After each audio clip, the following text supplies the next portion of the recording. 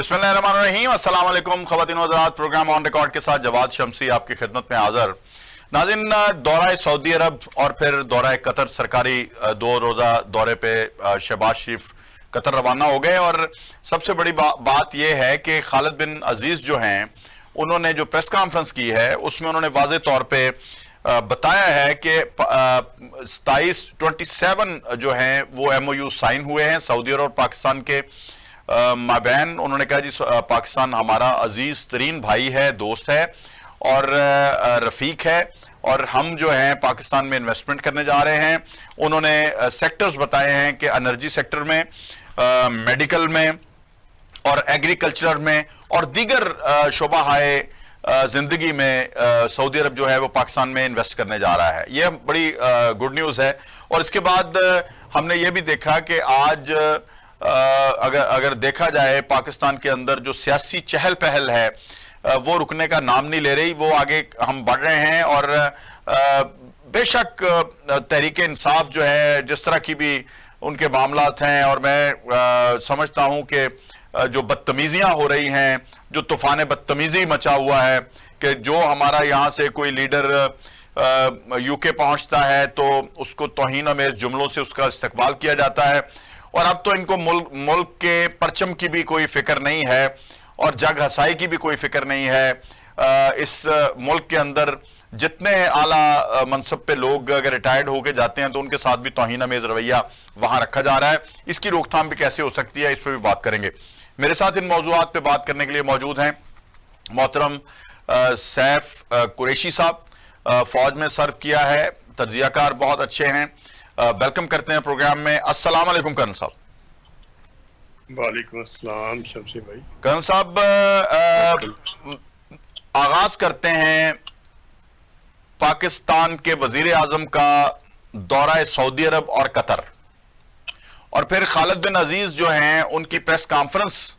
उन्होंने बाकायदा तौर पे जहां जहां इन्वेस्टमेंट उन्होंने सऊदी अरब ने करनी है और MOUs जितने साइन हुए हैं, इतना कभी भी ऐसे नहीं हुआ कि सऊदी अरब के जो वज़रा या वजीर उनके प्रेस कॉन्फ्रेंस करके बताएं कि हम फलां सेक्टर में वहां इन्वेस्टमेंट करने जा रहे हैं। और पाकिस्तान के एनवायरनमेंट के बारे में बात करें, क्या वो दुनिया को मैसेज दे रहे हैं? ये भी, इस पे भी आप बात कीजिएगा कि पाकिस्तान में इन्वेस्ट करें, माहौल बन गया है, जरा बताइएगा। जी बिस्मिल्लाहिर्रहमानिर्रहीम। शमसी भाई, पाकिस्तान के कुदरती वसाइल जिसमें ना सिर्फ माइंस, मिनरल, बल्कि जेमस्टोन्स, ऑयल एंड गैस, आपके जंगलात में मेडिसिनल हर्ब, आपका ये सोलर पावर, आपकी साल्ट रेंज, ये भी दुनिया में बहुत ज्यादा साल्ट रेंज नहीं है। दुनिया की सबसे बड़ी और सबसे बेहतर rock salt, pink rock salt आपके पास है। उसके बाद आपकी अफरादी कुव्वत, मेहनती, बहादुर और कॉम्पिटेंट और टैलेंटेड बच्चे, और आपकी ये अफरादी कुव्वत 60% से ऊपर है इस वक्त यूथ की। सही। और ये यूथ ना सिर्फ ये कि ये दुनिया में किसी मुल्क में जाके लेबर से लेके साइंटिस्ट तक हर शोबे में ये अपना कमाल साबित कर रहे हैं, बल्कि जो आपके पास इस वक्त स्किल ट्रेनिंग और बाकी IT की ट्रेनिंग में और बाकी चीजों में जो ट्रेन हो रही है वो भी इतनी है कि वो दुनिया में अपनी इकोनॉमी का एक बिल्कुल ये नया रुख मोड़ने के लिए पूरी कुव्वत से आने को तैयार है। फिर आपके पास अस्करी कुव्वत, आप दुनिया की चैंपियन, हर मुकाबला जीतने वाले, बेशक वो कमांडो का मुकाबला हो, बेशक वो एक्साइज कोई हो, बेशक वो वेपन का मुकाबला हो, बेशक वो किसी किस्म का भी हर किस्म के मुकाबले में आपकी टीम या फर्स्ट होती है या सेकंड होती है। ठीक। आप सारे साल का सारे मुकाबले दुनिया के और दुनिया की सारी बेहतरीन से बेहतरीन फौज के मुकाबले वो अपने चुन के भेजते हैं।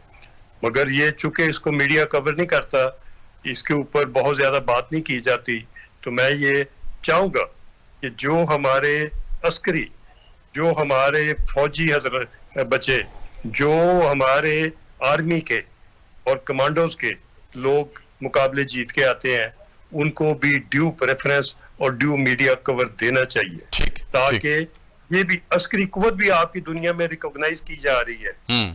पीस फोर्स में आपका सबसे ज्यादा हिस्सा है, ठीक, इसलिए कि आपकी परफॉर्मेंस दुनिया की हर क्राइसिस में, हर कॉन्फ्लिक्ट में आपकी फौज की परफॉर्मेंस बाकियों से बेहतर। बिल्कुल ठीक। अच्छा, अब थोड़ा आ जाए कि जो सऊदी अरब के आपकी एडमी कुव्वत, हाँ, मैं ये अर्ज करूंगा कि शहबाज साहब सऊदी अरब गए, हमने 26 MOU किए, जिसमें से आज खबर आ रही है कि 5 फाइनल शक्ल इख्तियार कर गए।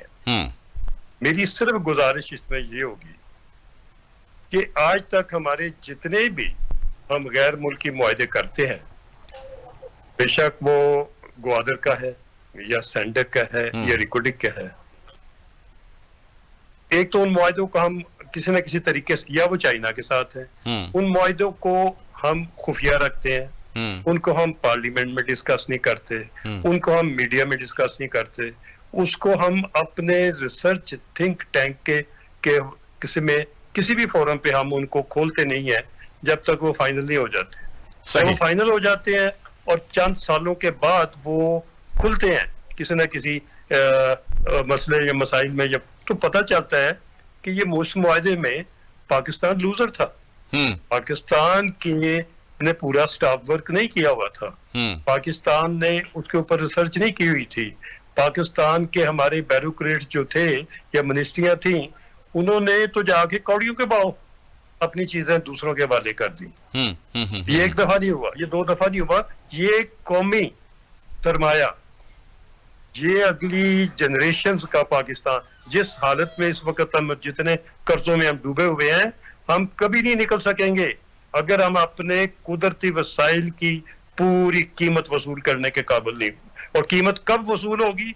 जब आप उनको वैल्यूडेशन करेंगे, जब उनको आप एक्सप्लोर करेंगे, उनको आप रिफाइन करेंगे, उनको आप इंटरनेशनल मार्केट के लंदन एक्सचेंज के रेट के मुताबिक उसको एक्सपोर्ट करेंगे।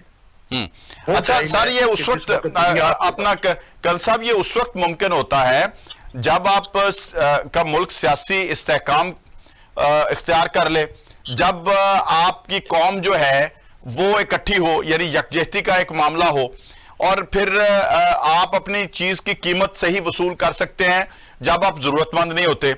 आप देखें, यहां तो एक प्लॉट आप बेचने चले जाएं तो प्रॉपर्टी डीलर आपकी अपना बेचैनी से अंदाजा लगा लेता है कि ये जरूरतमंद है और ये मुझे सस्ता प्लॉट दे देगा, यानी अपनी प्रॉपर्टी जो है। तो यहां पाकिस्तान के साथ जो हशर हो चुका है, जिस तरह डॉलर इंक्रीज हुआ, जिस तरह से महंगाई इंक्रीज हुई, जिस तरह से सोना जो है वो अपनी एक शक्ल इख्तियार कर गया कि गरीब आदमी की बच्ची अब सोना पहनने के काबिल ही नहीं रही, या सोना इस कदर रीच से बाहर चला गया। तो मुझे बताएं कि जब बैरूनी ममालिक को पता है, इन्वेस्टर्स को इल्म है कि ये जरूरतमंद है, फिर तो वो अपनी कंडीशंस के ऊपर, अपनी शराइत के ऊपर इन्वेस्टमेंट करेंगे। शमसी भाई, आपने वो बात कर दी जो मैं करने वाला था। जब आप गिरे हुए होते हैं, हाँ, तो फिर आप बेचने के लिए नहीं निकलते। जब आप गिरे हुए होते हैं तो आप अपने आप को संभालते हैं, आप अपने वसाइल के ऊपर, अपने वसाइल पे अपने खर्चे कम करते हैं, अपनी करप्शन को कंट्रोल करते हैं, अपनी किकबैक को कंट्रोल करते हैं, आप अपना जो है वो लोड खामखा का कम करते हैं, आप प्राइवेटाइज करते हैं, आप अपनी चीजें इंप्रूव करते हैं। आपके मुल्क के अंदर $1 ट्रिलियन के वसाइल पड़े हैं, हमको तो दिवालिया मुल्क तो नहीं है। हमें तो इस पॉलिटिकल डिस्टेबलाइजेशन जो कि हमारे ऊपर जानबूझ के क्लैंप की गई, एक पार्टी को बीच में ला के हर रोज उसने झटके दिए, हमें तो इन झटकों से इस जल्जले को सबसे पहले कंट्रोल करना है। हमने इस वक्त तो मुआहदे नहीं, इस वक्त तो आप जो मुआहदे करेंगे वो तो आप कौड़ियों के भाव चीजें जाएंगी, बिल्कुल कोई ऐसे ही हो रहा है ना, आपको कीमत नहीं देगा। वो तो आपकी अगली नस्लें आपको आपको आपको किस अल्फाज में याद करेंगी, वो तो तारीख में जाएंगी कि जब ये चीजें नहीं बिकनी चाहिए थी उस वक्त क्यों बिकी। और दूसरी बात, कौन सा दुनिया का मुल्क है जो अपना रॉ मटेरियल देखे बगैर बेच देता है, जो लेबोरेटरी में उसका एनालिसिस कराइए बगैर, जो रिफाइनरी लगाए बगैर, को और पाइपलाइन के साथ सारे का सारा किसी और मुल्क के हवाले करके तो उधर से जाके पता करना है उसमें कि उसको मिलता क्या है और निकलता क्या है। ये क्या, ये कुछ जितनी एहतियात, देखिए मैं बार बार इस चीज को, मुझे पता है लोगों को बहुत बुरी लगेगी, और खास तौर पे ऐसे मौके पे जबकि लोग समझते हैं कि वो छिक्का मार रहे हैं, तो किसी का छिक्का अगर रुक गया तो उसको तकलीफ तो बड़ी होगी। सही। वो तकलीफ मुझे अपने मुल्क के मफाद को बचाने के लिए, अपनी नस्ल के मफाद को बचाने के लिए वो तकलीफ देनी चाहिए, उसको रोकना चाहिए, उसको ब्रेक लगनी चाहिए। कोई जल्दी नहीं है, हमें क्या बात है, हम दिनों में, घंटों में, मिनटों में किस स्पीडी हम जाके चीजें लोगों के हवाले करने को क्यों? आपको पता है कि आपकी जमीन कितनी सरखेज है, आपको पता है कि आपकी जमीन ही आपको डिफॉल्ट होने से बचाएगी और आपके माइन और मिनरल और ऑयल एंड गैस बचाएंगे। ये तो फिर सर एक सवाल यहां उठाया जा सकता है ना, जिस तरह खालिद बिन अजीज ने आज प्रेस कॉन्फ्रेंस की है, अगर अपनी जरखेज जमीनें ही आपने सऊदी अरब के हवाले कर दी तो फिर हमारा किसान किधर जाएगा? आपका किसान किधर जाएगा? आप जमीन तो कोई दुनिया का मुल्क हवाले नहीं करता। हाँ, आपको ये जमीन के ऊपर कौन सी आपको मशीनरी टेक्नोलॉजी, कौन सी है इसमें इतनी कॉम्प्लिकेशन है? जमीन के ऊपर तो हमारे किसान ट्रैक्टर चला रहे हैं, फसलें ला रहे हैं, बाहर से बीज चाइना से इंपोर्ट हो रहा है हाइब्रिड, जहां वो पहले से 30 मन लेते थे, अभी वो उधर से 100 मन 200 मन ले रहे। आपको पानी की जरूरत है, पानी आपके मुल्क में वाफर है, आप तो फ्लड का पानी कंट्रोल कर लें तो आपकी जमीनें सारी की सारी इधर डेजर्ट बचती कोई नहीं है। सही, ठीक है। अगर आप क्यों जमीन दें किसी को, आप अपनी फसल बेचें, क्या हो गया आपको? ये फसलें अपनी एक्सपोर्ट करें, हो रही हैं, आपका चावल एक्सपोर्ट हो रहा है, मकई एक्सपोर्ट हो रही है, आपके आलू एक्सपोर्ट हो रहे हैं, आपकी हर चीज एक्सपोर्ट हो रही है, एक्सपोर्ट को बढ़ाएं। ठीक है। अच्छा, लेकिन 10,000 20,000 एकड़। करण साहब मुझे बताएं, यहाँ पे आपका, मैं वैसे बड़ी माजरत के साथ, आपका एफबीआर का चेयरमैन बैठ के धमकियां लगाए प्रेस कॉन्फ्रेंस में और किसी टीवी प्रोग्राम में, आपके आम लोगों को वो बजाय इसके कि टैक्स देना और उनको फैसिलिटेट करना, तो एक बहुत ही अच्छा एहसास है, इसमें कोई प्रोग्राम मुतारफ होना चाहिए, लोगों को मोटिवेशनल लेक्चर्स होने चाहिए। धौंस और धांधली और धमकी से लोगों को डरा के धमका के तो उस कौमी धारे से भी निकालने की कोशिश की जा रही है। आज देखें कि पीटीआई एक अफरेत की सूरत में, एक खौफ की सूरत में, यानी वो पाकिस्तान के लिए भी खौफ बन गए हैं और पाकिस्तान की इकॉनमी के लिए भी खौफ बन गए हैं, और रोज आए दिन उनका वजीर आला केपीके से धमकी लगाता है, और फिर आप बड़े आराम से उसको वजीर आला पहले बनाते हैं कि आपको इल्म नहीं था, कि आपकी एजेंसीज को इल्म नहीं था कि इस तरह से डिवीजन्स करेंगे तो तंग रहेंगे हम, और वहां से फिर हमला बार बार होगा इस्लामाबाद पे केपीके से। तो ये कौन कर रहा है सर? ये भी तो आप देखें ना, ये क्यों किया जा रहा है और कौन कर रहा है? देखिए, आपके मुल्क में डिस्टेबलाइजेशन और ये धमकी और ये खौफ और ये ज्यादती, ये सारी फौरी तौर के ऊपर बंद होनी चाहिए। बहुत हो गई। अब इस मुल्क को और ज्यादा नुकसान ना पहुंचाएं। और ये हर बंदा, जो बंदा भी मुल्क के, देखिए हम $1 ट्रिलियन के नेचुरल रिसोर्सेज हमारे पास है, हमारे पास मैन पावर है, हमें किसी की कोई जरूरत नहीं है। और इन चीजों के ऊपर अभी मैं आ जाता हूं सरमाए पे और टेक्नोलॉजी पे। आपकी जो चीजें हैं, इन कोलेटरल के ऊपर दुनिया के तमाम बैंक जो है वो आपको सरमाया देने को तैयार हैं, और टेक्नोलॉजी, हर टेक्नोलॉजी दुनिया में अवेलेबल है। कोई ऐसी टेक्नोलॉजी नहीं है जो कि आपको माइन मिनरल में, ऑयल गैस में जमीनों में, आपकी पोर्ट्स के ऊपर, जिधर भी आपको चाहिए हर टेक्नोलॉजी दुनिया की सेलेबल है और मिलती है। और मुनासिब कीमत पे लेके अपने मुल्क में अपने साइंसदानों को लगाएं, अपनी मैन पावर को लगाएं, इंडिजिनस रिसोर्सेज करें, बैन कर दें रॉ मटेरियल बेचना, बैन कर दें चीजें किसी के साथ 50% से ऊपर कोई मुआहदा ना करें। जब आप 49% शेयर पे आएंगे तो आप मुल्क के साथ ज्यादती करेंगे, क्योंकि आपकी उस मामले में आपकी से खत्म हो जाएगी। सही सही। और अगर आप बहुत ज्यादा गैर मुल्कियों को ले आएंगे तो फिर आप दहशतगर्दी से कभी नहीं निकल सकेंगे। हाँ बिल्कुल। अच्छा सर, इस वक्त जो सिचुएशन है आपके सामने, हम देख रहे हैं कि पीटीआई ने एक बिल्कुल ही अजीबोगरीब सूरत हाल इख्तियार कर ली है। अगर नवाज शरीफ साहब यूके गए हैं तो उनके सामने एहतजाज, तौहीन आमेज जुमले, जैसे कोई कश्मीर का जो है अपना मकबूजा कश्मीर को कब्जा करने के बाद इंडिया का वजीर आजम या इंडिया का वजीर खारजा यूके में जाता था तो वहां प्रोटेस्ट होता था।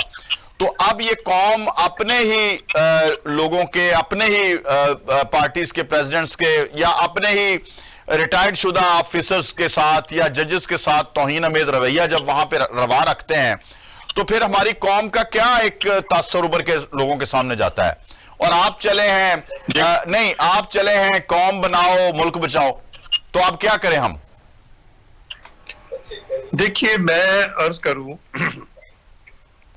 एक आखिरी मौका, मैं आज बड़ी मीनिंगफुल बात करने लगा हूं और पर्टिकुलरली पीटीआई और उसकी लीडरशिप के लिए। आपने इस मुल्क को बहुत नुकसान दे दिया। आप 2014 से ऑनवर्ड आज 2026 तक 10 साल हो गए हैं, इस मुल्क को आप रोजाना झटका देते हैं। हर रोज आप प्रोटेस्ट करते हैं, हर रोज आप लोगों को सड़कों पे लाते हैं, हर रोज आप दुनिया की हर पार्लियामेंट और हर फोरम पे मुल्क को बदनाम करने के खत लिखते हैं। आपने इस मुल्क की मफाद, अगर आपने कोई मुल्क की मफाद में काम किया तो जरूर बताइए कि कौन कौन सा काम आपने इस मुल्क में पिछले 10 साल में बेहतर किया जिससे मुल्क का फायदा हो। आपको फॉरेन फंडिंग मिलती है, इसलिए क्या फॉरेन इंटरेस्ट का ध्यान रखते हैं। आप नहीं फलस्तीन पे बोलते, ठीक, आप यूरोपीय और वेस्ट की कुव्वतों को खुश रखते हैं, वो आपको फंड देते हैं। ठीक है, आपने बड़ा अच्छा काम किया, आपने अस्पताल बनाया, तो खुदा का खौफ करें, अपनी मुल्की इकोनॉमी में भी कोई थोड़ा सा आप फंड इकट्ठा करके डालें। कितने डालें? आप रोज करोड़ों रुपया सोशल मीडिया पे खर्च करते हैं, जलसे पे खर्च करते हैं। कितने पैसे आपने अभी तक, आपके केपीके, ये बताइए कितना मकरूज है?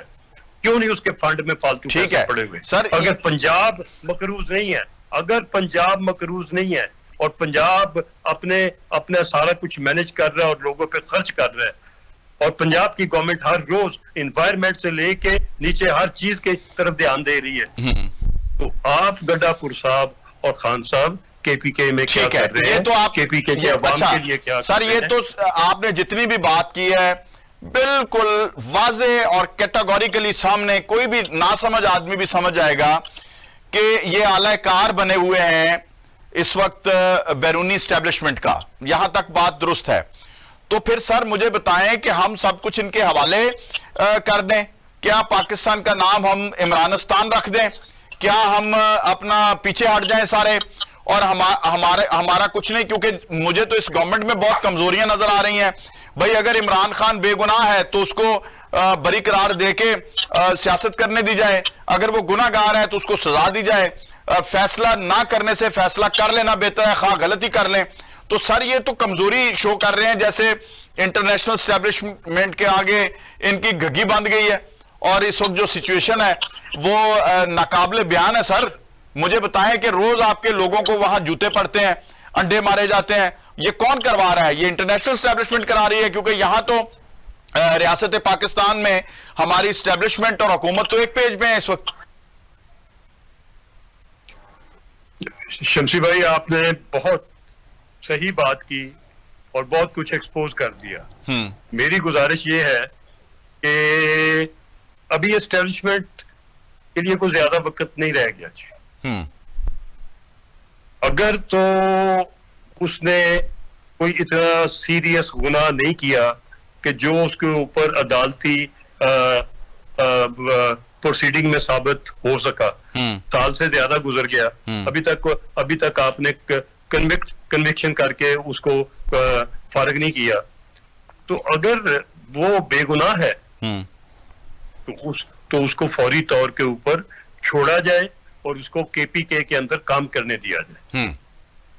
उसके काम का भी पता चल जाएगा, उसकी मुल्क के साथ वफादारी का भी पता चल जाएगा और गद्दारी का भी पता, गद्दारी का भी पता। अच्छा, दूसरी अगर गद्दार है, हाँ, अच्छा, दूसरी तरफ सर एक और बड़ा क्वेश्चन मार्क है ना, कि अगर ये मामला हो रहे हैं, हमारी एजेंसीज किधर हैं, क्यों वो रोकथाम नहीं कर रहे?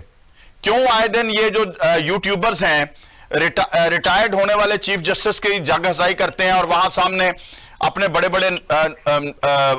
बड़े नाम बना दिए उनके हमने, जो आलाकार बन के वहां सवाल करते हैं, काजी साहब ये आपने कब्रें बना दी हैं इंसाफ की, यहां 12 करोड़ खर्च कर दिया है। ये कौन होते हैं ऐसी बातें करने वाले? और फिर आप, या तो कोई प्रमोटर बैठा हुआ है पाकिस्तान में उनका, ये बड़ा सेंसिटिव इशू है सर। देखिए शमसी भाई, इधर तो इन्होंने बड़े साल 14 से लेके तो 22 तक मौका मिला और पैसे भी मिले और हर किस्म की मदद मिली, हर किस्म के अदारे से मदद मिली और एस्टेब्लिशमेंट में भी ऊपर से लेके नीचे तक इनको खड़ा किया गया।